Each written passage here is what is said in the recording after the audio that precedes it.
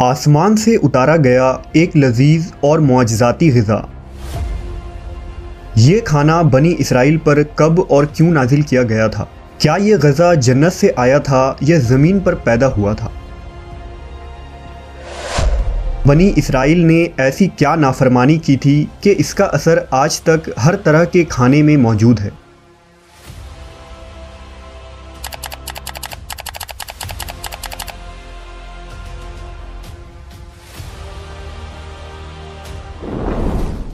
جب اللہ نے قوم بنی اسرائیل کو مصر سے نکالا اور انہیں فرعون سے نجات دے دی تو بنی اسرائیل نے حضرت موسیٰ علیہ السلام کی رہنمائی میں بحر احمر کو پار کیا اور فرعون اپنے لشکر سمیت سمندر میں غرق ہو گیا۔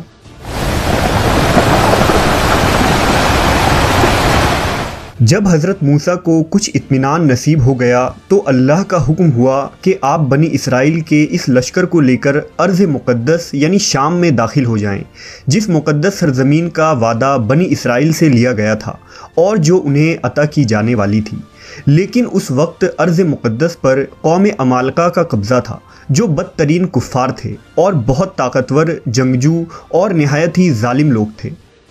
حضرت موسیٰ علیہ السلام بنی اسرائیل کو ہمراہ لے کر عمالقہ سے جنگ کے لیے روانہ ہوئے، جن کی تعداد 6 لاکھ تھی۔ لیکن جب یہ لوگ ارض مقدس کے قریب پہنچے تو ان کے دل میں خوف طاری ہو گئی اور بزدلی پیدا ہوئی۔ انہوں نے حضرت موسیٰ سے کہا، اس شہر میں جبارین ہیں جو بہت زور آور اور زبردست ہیں، لہٰذا جب تک یہ لوگ اس شہر میں رہیں گے ہم ہرگز وہاں داخل نہ ہوں گے۔ یہاں تک کہ بنی اسرائیل نے حضرت موسیٰ سے یہ کہہ دیا کہ اے موسیٰ، آپ اور آپ کا خدا جا کر اس زبردست قوم سے جنگ کریں، ہم تو یہیں بیٹھے رہیں گے۔ ان کے اس رویے سے حضرت موسیٰ کو بہت صدمہ ہوا، لہٰذا اللہ نے انہیں یہ سزا دی کہ جس وادی میں انہوں نے پڑاؤ ڈالا تھا وہاں 40 سالوں تک وہ بھٹکتے رہے مگر اس میدان سے باہر نہ نکل سکے۔ اس میدان کا نام میدان تیہ تھا، جو 27 میل کے رقبے پر مشتمل تھا۔ روایت ہے کہ بنی اسرائیل کے لوگ سامان اٹھا کر سارا دن چلنے کے بعد رات ایک جگہ پر پہنچتے اور جب صبح ہوتی تو وہ وہیں موجود ہوتے جہاں سے وہ چلے تھے۔ لہٰذا اب بنی اسرائیل اس میدان میں پھنس چکے تھے اور ایک ہفتے میں سب کا سامان ختم ہو گیا تو ساری کی ساری قوم توبہ و استغفار کرنے لگی اور معافیاں مانگنے لگی۔ میدان تیہ میں ہونے والے اس سخت امتحان اور مشکلات کو دیکھ کر حضرت موسیٰ علیہ السلام کو اپنی قوم پر رحم آیا۔ آپ نے اللہ کے بارگاہ میں ان کے لیے دعا کی، لہٰذا اللہ نے بنی اسرائیل کے لیے اس میدان میں بے شمار عطائیں اور نعمتیں نازل فرمائی۔ جب بنی اسرائیل کو پیاس کی شدت محسوس ہوئی تو حضرت موسیٰ نے اللہ کے حکم سے اپنا عصا ایک چٹان پر مارا تو اس چٹان سے بنی اسرائیل کے 12 قبیلے کے لیے 12 چشمے جاری ہو گئے۔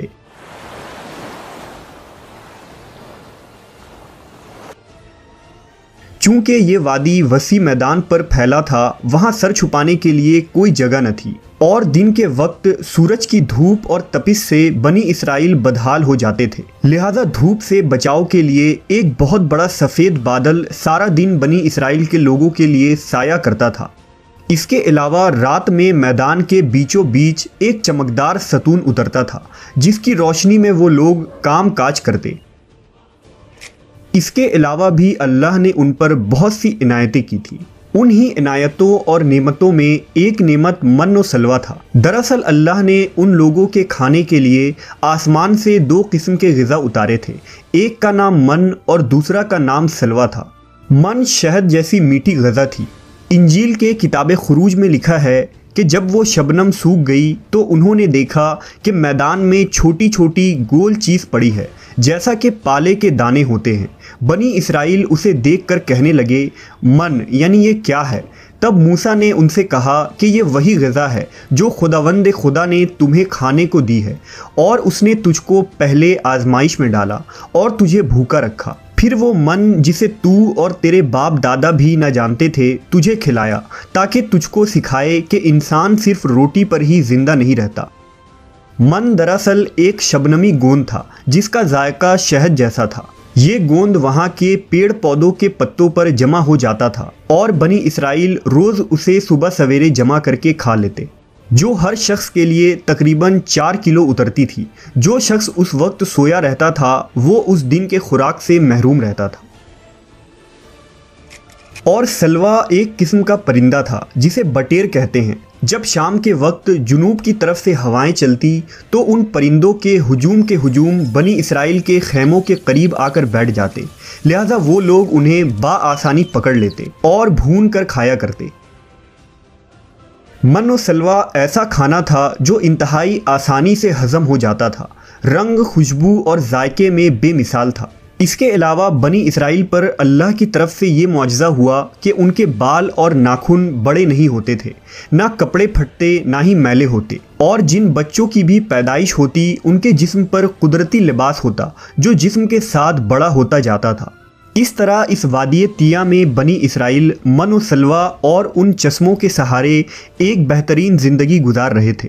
حضرت موسیٰ علیہ السلام کا یہ حکم تھا کہ روزانہ تم لوگ من و سلوا کو کھا لیا کرو اور کل کے لیے ہرگز اس کا ذخیرہ نہ کرنا، مگر بعض لوگوں کو یہ ڈر لگنے لگا کہ اگر کسی دن من و سلوا نہ اترا تو ہم لوگ اس چٹیل میدان میں بھوکے مر جائیں گے۔ چنانچہ ان لوگوں نے من و سلوا میں سے کچھ چھپا کر کل کے لیے رکھ لیا، لہذا نبی کی نافرمانی کرنے پر ایسی نحوست پھیل گئی کہ جو کچھ لوگوں نے کل کے لیے جمع کیا تھا وہ سب سڑ گیا اور آئندہ کے لیے اس کا اترنا بھی بند ہو گیا۔ لہذا احادیث مبارکہ میں رسول اللہ صلی اللہ علیہ وسلم نے ارشاد فرمایا ہے کہ بنی اسرائیل نہ ہوتے تو نہ کھانا کبھی خراب ہوتا اور نہ گوشت سڑتا۔ کھانے کا خراب ہونا اور گوشت کا سڑنا اسی تاریخ سے شروع ہوا، ورنہ اس سے پہلے نہ کھانا بگڑتا تھا اور نہ گوشت سڑتا تھا۔ دنیا کے مختلف قوموں اور مذہبوں میں بھی آسمان سے اترنے والے غذاؤں کا ذکر ملتا ہے۔ بدھ مت کے روایتوں کے مطابق جب دنیا کا ایک چکر ختم ہو جاتا ہے تو آسمان سے غذا برسنے لگتی ہے۔ اسی طرح ہندو مذہب کے پران رگ وید اور اتھرو وید میں بھی بادلوں سے شہد برسنے کا ذکر ملتا ہے، اور قدیم یونانیوں کے یہاں بھی ایک ایسی آسمانی غذا کا ذکر ملتا ہے جس کا ذائقہ شہد جیسا تھا۔ یہی شہد جب دریاؤں پر برستا تو ان کا رنگ دودھ کی طرح سفید ہو جاتا۔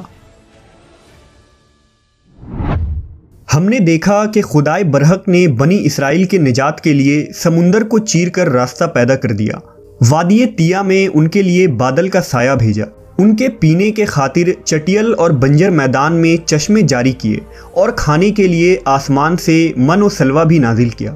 لیکن ان تمام نعمتوں اور راحتوں کے ملنے کے باوجود بنی اسرائیل کے سرکش لوگوں نے اللہ پر توکل نہ کیا۔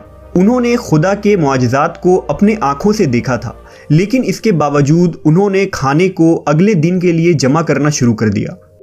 بالکل اسی طرح جب ہم کسی مصیبت اور پریشانی میں پھنسے ہوتے ہیں تو ہم یہ یاد نہیں رکھ پاتے کہ اللہ نے اس سے پہلے ہمارے لیے کیا کیا اور ہمیں کتنی نعمتیں عطا کی تھی۔ ہم صرف یہ دیکھتے ہیں کہ اس وقت ہم اتنی بڑی مصیبت میں پھنسے ہیں۔ مشکلیں چاہے کتنی ہی بڑی کیوں نہ ہو، یہ یاد رکھنی چاہیے کہ ان مشکلوں سے بھی بڑا ہمارا پروردگار ہے جس کے لیے کچھ بھی ناممکن نہیں۔ اسی طرح رزق کے خاطر ہمیں آنے والے دنوں کی فکر کرنے کی ضرورت نہیں، کیونکہ خداوند پر بھروسہ رکھنے والوں کو وہ غیب سے رزق عطا کرتا ہے۔